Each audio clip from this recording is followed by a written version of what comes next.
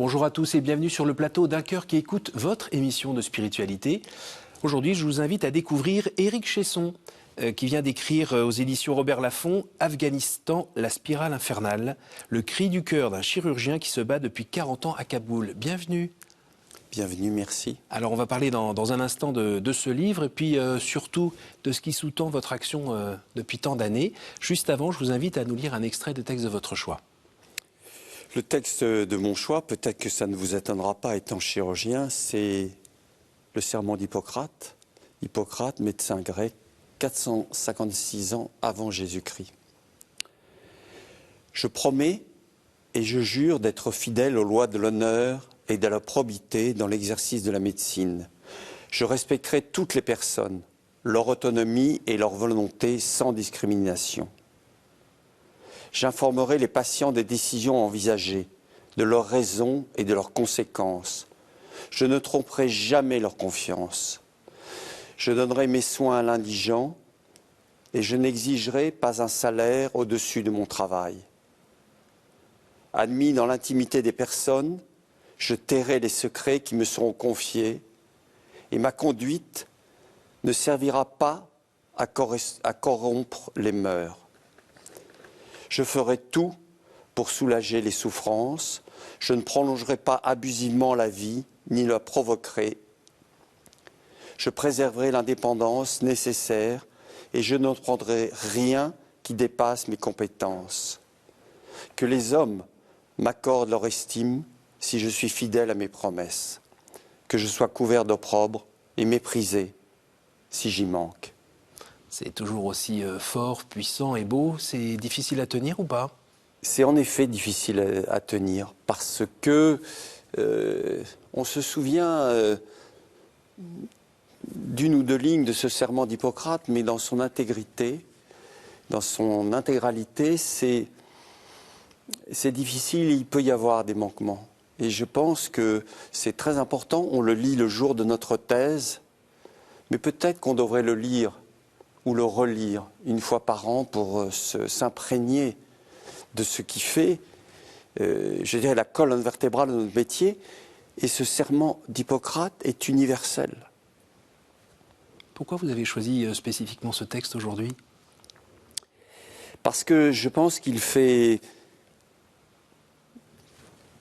me concernant, il fait probablement le lien entre ma vie professionnelle et ce que j'appelle, c'est difficile de parler de ça, mais sa spiritualité ou son jardin secret. Et je trouve que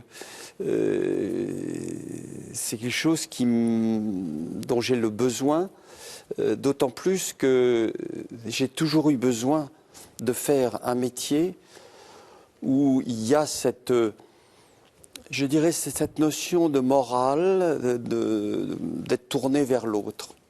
Alors, on vous connaît quand même plutôt comme un homme d'action. S'il fallait vous mettre une étiquette, on mettrait French Doctor. Vous êtes un petit peu avec toute cette équipée des Deloche, Kouchner et compagnie qui, à travers le monde, ont essayé de venir en aide auprès des gens qui en avaient vraiment besoin. Aujourd'hui, vous travaillez dans une association qui est présente dans 26 pays dans le monde. 28 pays. 28 pays. Pouvez-vous nous en dire un petit mot? Oui, la chaîne de l'espoir, c'est un concept extrêmement simple. C'est lutter contre l'inégalité du lieu de naissance. Selon que vous êtes né à Paris, à Lomé ou à Bamako, je vous assure que votre destinée est différente. Et que nous sommes dans un pays qui est critiqué, critiquable, et je le conçois. Mais c'est un îlot de bonheur, certains le qualifient de paradis, prennent des risques insensés pour venir jusqu'à la France, parce que nous avons un système social, un système de protection, un système de santé, bien entendu imparfait, mais extraordinaire. Et moi, j'ai toujours dit que je voudrais faire une autre association pour protéger notre bien commun, qui est la sécurité sociale. Il y a peu d'idées aussi belles qui sont en application dans notre quotidien, sur lesquelles il y a des imperfections. mais je crois que dans le monde entier, on nous l'envie. Donc respectons-la et arrêtons plainte et complainte parfois. Et lorsque quelqu'un est opéré à cœur ouvert et qu'on lui demande simplement le ticket modérateur de 60 €, il serait aux États-Unis ou dans bien d'autres pays, ce serait 40, 50, 80 000 €. Alors vous parlez d'opération du cœur, ça nous ramène à ce livre qui est un mélange, je trouve, un peu de livres de géopolitique, de plongée sur le terrain, de grands reportages au long cours et en même temps de portraits de gens courageux dans un pays qui a peut-être connu une parenthèse de 20 ans.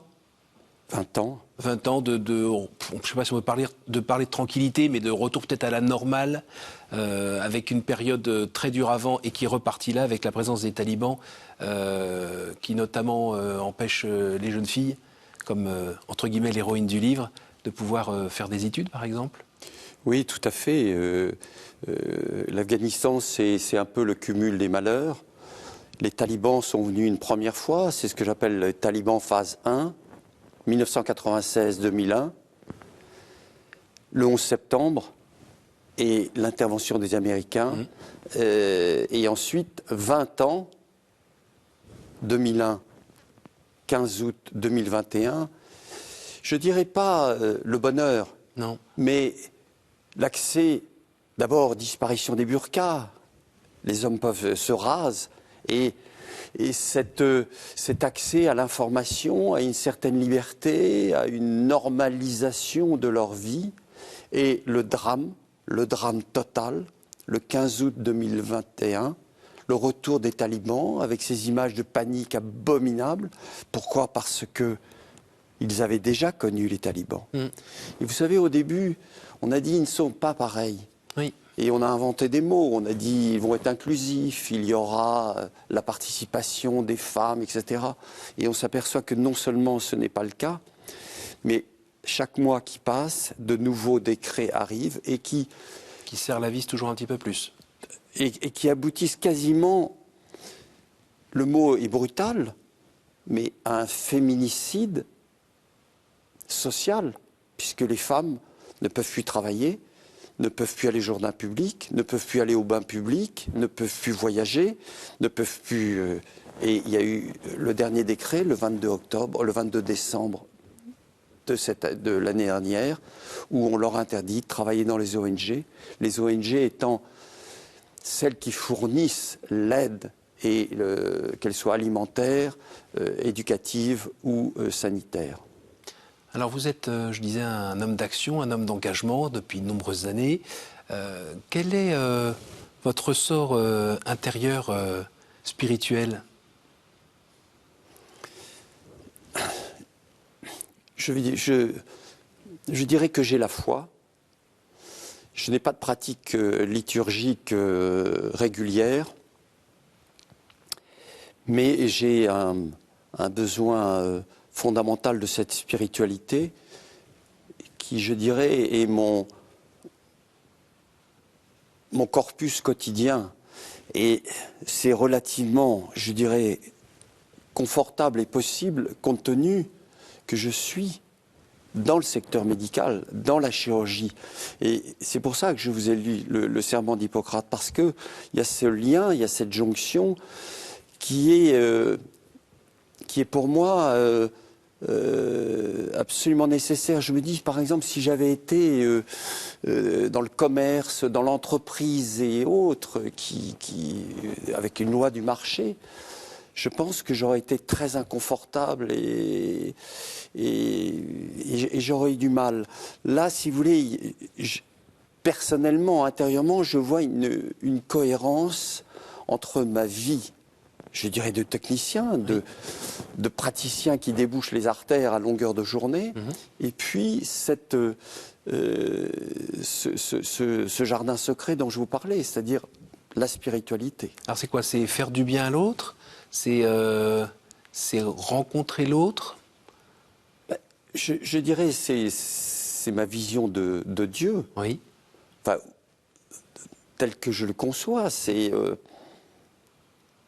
ce qui pousse C'est ce qui pousse l'homme à se surpasser, à oublier cette matérialité qui nous vampirise, qui nous met une étiquette consommateur effrénée et fait disparaître cette vie intérieure, cette spiritualité qui pour moi est indispensable, que je ne manifeste pas dans une liturgie très présente, mais je dirais le prochain, en souffrance ou non, et pour moi, je dirais le sel de la vie. Sans ça, je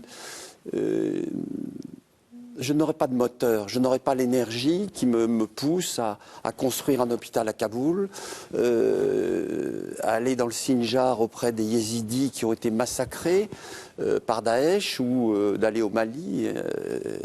C'est ça, c'est la rencontre de l'autre. Qu'est-ce qui a semé cette petite graine de vie en vous? Ce sont des rencontres. Je me souviens quand j'étais jeune, 10-12 ans, je me souviens d'un médecin de famille que je trouvais absolument... Je le regardais avec des yeux absolument... émerveillé en me disant ce métier, il arrivait, il y avait une sacoche et dans cette sacoche il y avait ce remède miracle qui retirait la fièvre, la douleur, et ça je trouvais incroyable. En plus, après, il y a la rencontre d'êtres humains qui ont changé ma vie. Bernard Kouchner. Bernard Kouchner est quelqu'un qui a initié un mouvement qui est peu connu en France, mais qui est très connu dans le monde et qui est très réclamé, c'est les French Doctors. Alain Deloche. Qui est déjà venu ici en plateau. Le professeur Alain Deloche qui est, je dirais, porteur d'un message dans le monde médical qui est absolument incroyable. Il nous a montré comment regarder ailleurs, regarder l'autre qui est un peu éloigné. Et puis, je dirais, pour finir ces rencontres, la rencontre du Père Sérac. Alors, vous savez, je cherche les mots parce que l'admiration est telle devant cet homme jésuite, avec cet orphelinat de 30 à 40 000 enfants en Inde, qui était présent avec nous au Cambodge, sur la frontière, au moment des Khmers rouges, que nous avons emmené pour la première pierre que nous avons posée à Kaboul de cet hôpital avec Madame Chirac et le Père Sérac. Et vous savez, dans la première pierre, il y a un petit tube en laiton dans lequel on met un message.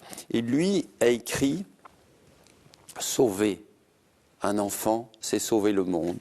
Vous parlez du Père Sérac. Est-ce qu'il vous a permis de grandir un peu dans votre vie de foi, dans votre relation à Dieu? Je pense parce que parler, échanger avec le Père Sérac, il vous emmène instantanément dans l'autre. Il a une profondeur, il a un charisme tel que vous avez envie de vous approcher de lui physiquement, mais spirituellement, de dire ce parcours, cette énergie absolument incroyable, il la puise dans sa spiritualité, et donc il vous oblige à vous interroger, il vous oblige à vous... je dirais à vous remettre en question. Et je reviens sur ce que je disais. Je suis effaré, effrayé de notre contact à la matérialité, à la consommation et autres. Et c'est quelque chose qui nous... C'est comme un cancer. Si vous voulez, nous sommes emmenés dans le toujours plus. Oui. Et Ah, toujours plus dans la matière, pas toujours plus Oui, dans le exactement. spirituel, Et pas toujours alors plus dans la charité. le père Sérac, je dirais, dépouille tout ça. Et on arrive presque au joyau, si vous voulez, au cœur atomique de l'intimité de l'être. Et c'est extraordinaire. En plus, il a un physique et je dirais une façon de s'habiller, je dirais extrêmement Simple, ascétique, simple et haute. Et il va à l'essentiel que je dirais que nous négligeons énormément parce que nous sommes absorbés par, je veux dire, toutes ces choses qui vous éloignent de ce que j'appelle l'âme. Oui. Alors comment vous faites, vous, au quotidien, pour développer cette dimension verticale plutôt qu'être mangé par l'horizontale? Je suis un passionné de la relation humaine. Et probablement ce que j'ai appris des personnes que j'ai citées auparavant, j'aime énormément le contact humain. J'allais dire j'aime l'autre. Et je me suis dit, c'est très, très immodeste de dire ça. Mais j'adore le groupe. J'adore essayer de motiver, de fédérer avec un but, une action. Et comme, je vous dis, quand vous êtes en médecine, en chirurgie, on sait très bien, on cherche à soulager, à réparer. Oui. Et donc, on est dans un acte qui va vers l'autre. Alors, on peut rester à la matérialité de ce geste, je vais déboucher une artère fémorale ou réparer une aorte, mais... Il y a quelqu'un derrière. Exactement. Et moi, j'adore la consultation. J'adore la rencontre interpersonnelle. Oui, peut-être un peu ce que vous faites à mon égard tout de suite. Je vous opère juste après. Oui, mais de chercher ce qu'il y a derrière. Et donc, vous arrivez à pénétrer dans l'intimité de la personne qui est souffrante, qui vous dit de la façon dont elle vit, qui elle est. Ses enfants, et donc vous allez plus loin dans votre connaissance de l'autre. Et donc ça, c'est mon quotidien, mais à travers la chaîne de l'espoir, dans tous les pays où nous sommes, c'est d'aller vers les autres qui sont par définition différents, par leur religion, parfois leur couleur de peau, mais nous sommes les mêmes, et moi je peux vous le dire, une aorte d'un Sénégalais, d'un Français ou d'un Afghan, c'est exactement la même. En plus, c'est la même anatomie. Donc, si vous voulez, moi je voudrais en permanence ce dialogue.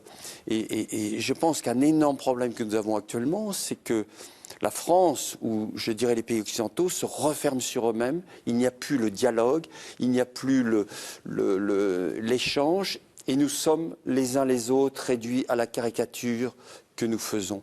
Et moi, si vous voulez, lorsque nous parlions à travers ce livre d'un hôpital à Kaboul, oui. Lorsqu'une infirmière de Toulouse, de l'assistance publique de Paris ou autre, est à Kaboul et qu'elle passe 6, 7, 8 heures auprès d'un petit enfant afghan en réanimation. Je crois que le père, la mère, le grand-père ne pourront plus nous réduire à notre caricature, de croire que nous sommes le diable, parce qu'ils auront vu l'empathie, les gestes pour soulager cet enfant. Et au cours de cette nuit, il se passe une rencontre entre deux civilisations, entre deux gens qui sont parfois de religions différentes et autres, et que ce dialogue, passant par l'acte, mais aussi par le toucher, par le... C'est un peu, pour vous, le meilleur témoignage de foi, c'est celui des actes? Je crois. Je crois profondément. Et si vous voulez,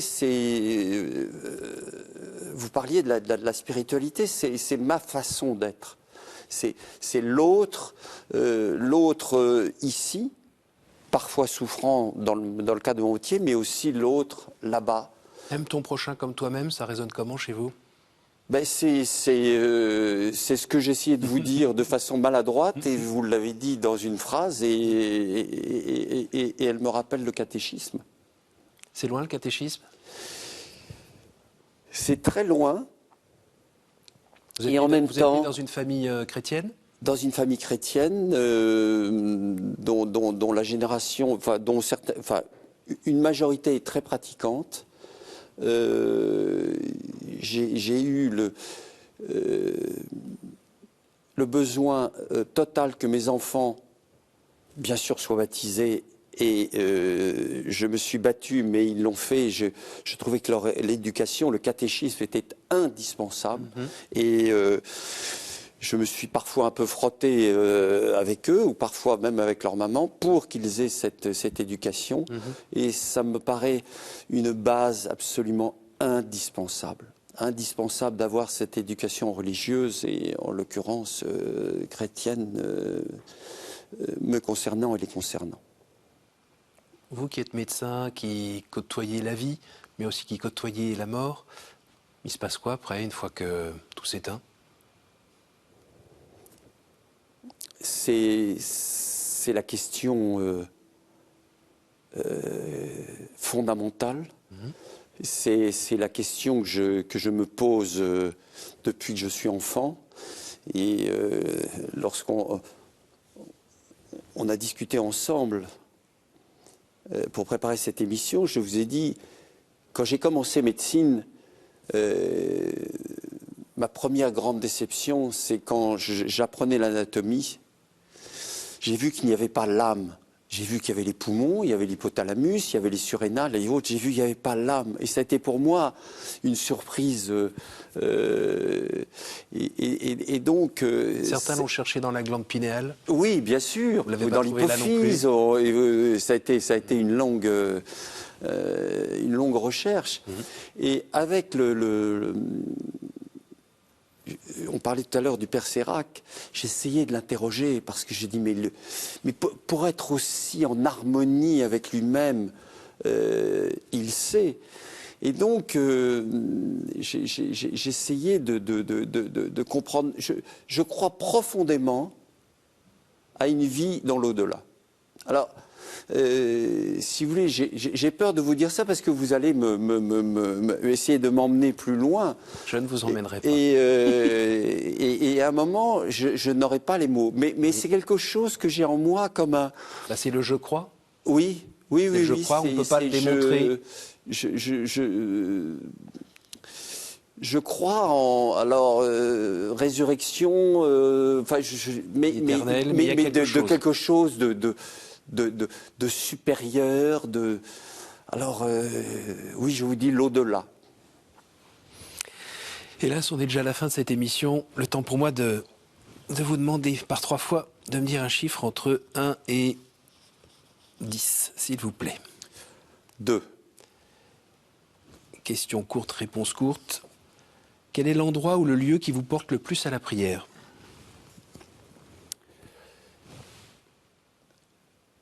C'est un endroit qui va évoquer pour certains le fruit défendu, qui est le vin, c'est Chirouble. Une deuxième? 6. Quelle est votre prière préférée? Le Notre Père. Le Notre Père qui est et peut-être la prière de contrition. Mon Dieu, j'ai un très grand regret de vous avoir j'ai un très grand regret de vous avoir offensé parce que vous êtes infiniment bon, alors là. Infiniment aimable. Et donc,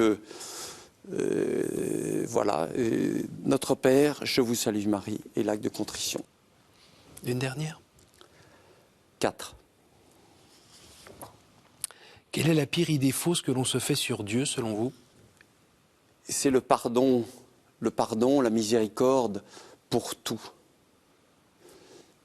Je pense qu'il y a des actes qui sont impardonnables et qui restent, et notamment tout ce qui correspond à l'atteinte à la vie.